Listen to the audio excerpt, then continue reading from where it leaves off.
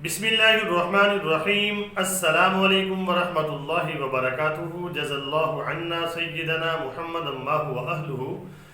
میرے ناظرین، امید ہے آپ خیریت سے ہوں گے۔ اللہ تعالیٰ شانہ آپ کو خوش و خرم رکھے۔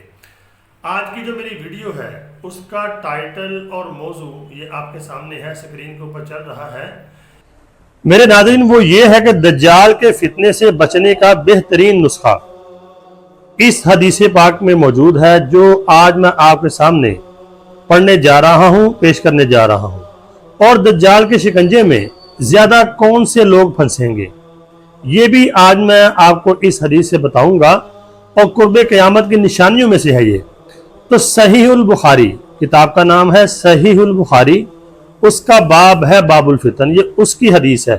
حدیث کا نمبر آپ کے سامنے ہے 57، یعنی 57 نمبر حدیث ہے۔ عربی کی عبارت بھی پڑھوں گا اور اردو کا ترجمہ بھی کریں گے، اور انگلش میں بھی ٹرانسلیٹ آپ کے سامنے آ جائے گی۔ یہ دیکھیں، عربی کی عبارت آپ کے سامنے آ گئی ہے۔ بسم اللہ الرحمن الرحیم۔ حدثنا مسدد، ہمیں حدیث پہنچی ہے مسدد سے۔ حدثنا یحییٰ، مسدد کہتے ہیں ہمیں حدیث پہنچی ہے یحییٰ سے۔ یحییٰ کہتے ہیں حدثنا اسماعیل، ہمیں حدیث پہنچی اسماعیل سے۔ اسماعیل کہتے ہیں حدثنی قیس، مجھے حدیث پہنچی ہے قیس سے۔ انہوں نے کہا قال علی المغیرہ، کہ قال علی کہا میرے لیے مغیرہ بن شعبہ نے کہ ما سأل احد النبی صلی اللہ علیہ وسلم، مغیرہ بن شعبہ فرماتے ہیں کہ مجھ سے زیادہ، یعنی کہ کوئی بھی نبی پاک صلی اللہ علیہ وسلم سے عن الدجال، دجال کے بارے میں اتنے سوالات نہیں کرتا تھا، میں بہت زیادہ آپ سے پوچھا کرتا تھا۔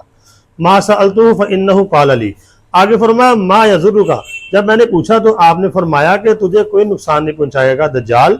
قلت، میں نے کہا لأنہم یقولون ان معہ جبل خبز ونہر ماء، اللہ کے رسول میں نے سنا لوگ کہتے ہیں کہ اس کے پاس کھانے روٹیوں کا پہاڑ ہوگا، اور یعنی کہ پانی کی نہر ہوگی۔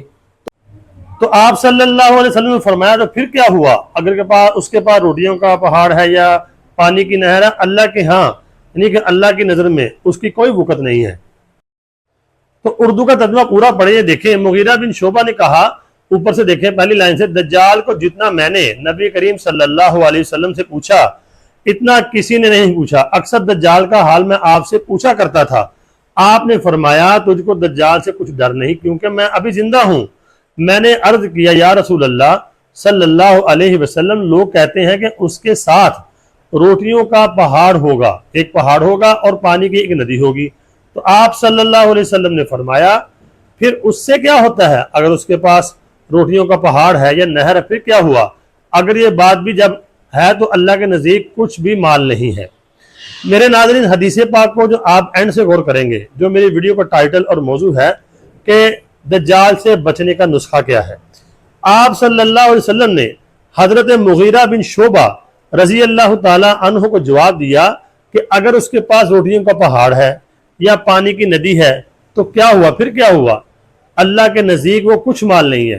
مطلب یہ ہے اس کا، حدیث کا واضح ہے کہ جس بندے نے اپنا تعلق اللہ سے جوڑ لیا، اللہ کے اوپر توکل کر لیا، اللہ کو بھروسہ کر لیا، اللہ کے اوپر اپنے یعنی کہ ٹیک لگائی کہ اللہ جو کرے گا میرا کرے گا، اللہ ہی میرا نفع نقصان کرنے والا ہے، اللہ ہی مجھے نفع پہنچانے والا ہے، اللہ کے سوا کوئی کچھ نہیں کر سکتا۔ زبان کے بول بھی ہوں گے اور دل کے اندر بھی یہ بات ہوگی کہ اللہ سے ہوتا ہے، اللہ کے غیر سے کچھ نہیں ہوتا، اور توکل ہو اس بات پہ کہ اللہ ہی میری ضرورتوں کو پورا کرے گا۔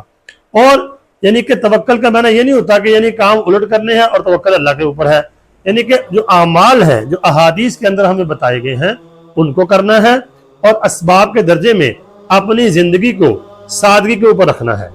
سادی زندگی، سنت والی زندگی۔ سادی سے مراد یہ نہیں ہوتا کہ آپ نے پاپے کھانے ہیں، آپ نے سوکھی روٹیاں کھانی، مطلب یہ ہے کہ آپ نے میانہ روی اختیار کرنی ہے۔ تو فرمایا جو توکل کرے گا، بھروسہ کرے گا، اس میں اشارہ ہے کہ اللہ کی نظر میں کچھ نہیں۔ جب اللہ کو آپ نے پا لیا، اللہ سے اپنا تعلق بنا لیا، تو پھر دجال کی یہ روٹی کا پہاڑ یا پانی کی نہر ہمیں اس کی کوئی ضرورت نہیں ہوگی، اللہ ہمارا مددگار ہوگا۔ اب میں بتاتا ہوں کہ اس میں کون سے لوگ زیادہ پھنسیں گے۔ جو میں نے آپ کو بتایا ہوا ہے یہ آپ کو اسی حدیث سے جواب مل جائے گا۔ جن کا اللہ سے تعلق کم ہوگا، توکل نہیں ہوگا، جن کو پیسے کے اوپر بھروسہ ہوگا، جیسے کہ آج کل دنیا میں ہر بندے کو پیسے کی ہوس ہے کہ پیسے سے سب کچھ ہوتا ہے، پیسہ سب کچھ بناتا ہے، اور اللہ کے احکامات کی کوئی پرواہ نہیں ہے، پیسہ چاہے حلال آئے چاہے حرام آئے، ہم نے پیسہ کمانا ہے۔ تو ایسے بندوں کے زیادہ چانس ہے دجال کے فتنے میں پھنسنے کے اور اس کے شکنجے میں آنے کے۔ تو جس کا توکل اللہ کے اوپر ہوگا، اللہ کا وہ بھروسہ ہوگا، حلال کمائے گا چاہے وہ تھوڑا کمائے گا اور میانہ روی سے چلے گا، وہ دجال کے شکنجے میں کم آئے گا بنسبت ان لوگوں کے جو اللہ کو چھوڑ کے، توکل کو چھوڑ کے، یعنی کہ دولت اکٹھی کرنے میں دن رات لگے ہیں، نہ حلال کی تمیز ہے نہ حرام کی تمیز ہے، وہ دجال کے شکنجے میں زیادہ پھنسیں گے۔ تو آپ کو اس حدیث پاک کے جو آخری جملے ہیں، اس میں نے دو باتیں اخذ کر کے بتائی ہیں، اس میں واضح اشارہ ہے۔ تو اللہ کے رسول فرما رہے ہیں، حدیث میں کیا فرمایا؟ اللہ کو، اللہ کے ہاں اس کی کوئی قدر نہیں ہے، کچھ مال نہیں ہے، مطلب سب کچھ تو اللہ کا ہے۔ جس نے اللہ کے ساتھ اپنا تعلق مضبوط کر لیا، رسول اللہ کی زندگی کو اپنی زندگی میں لے آیا، سنت والے اعمال اپنا لیے، تو اس کو دجال کے پانی کی روٹی کی ضرورت نہیں ہوگی۔ اللہ تعالیٰ اس کی غیب سے مدد فرمائے گا، اللہ تعالیٰ اس کا حامی و ناصر ہوگا۔ جو دجال کے شکنجے میں پھنسیں گے، میں نے بتا دیا، جو حرام حلال کی تمیز نہیں کریں گے، جن کو اللہ کے اوپر بھروسہ نہیں ہے۔ آپ دیکھ رہے ہیں دنیا میں ایسے لوگ بہت زیادہ بڑھتے جا رہے ہیں، یہی ایمان بنتا جا رہا ہے کہ پیسہ کیسے بنانا ہے، توکل نہیں ہے، صبر نہیں ہے، بھروسہ نہیں ہے، بھائی بھائی کا دشمن بنا ہوا ہے، بھائی بہن کا دشمن بنا ہوا ہے، یہاں تک کہ باپ بیٹے کا دشمن بن گئے ہیں پیسے کی وجہ سے۔ آپ دیکھیں گے، آپ کو یہ ساری باتیں معلوم ہو جائیں گی۔